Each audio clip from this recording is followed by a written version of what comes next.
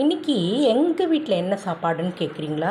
சூடான சாதம், சூப்பு ரசம், மட்டன் சூப்பில் செஞ்ச ஒரு ரசம். இதுதான் இன்றைக்கி மெயின் டிஷ்ஷு, சாதத்தில் ஊற்றி சாப்பிட்றதுக்கு.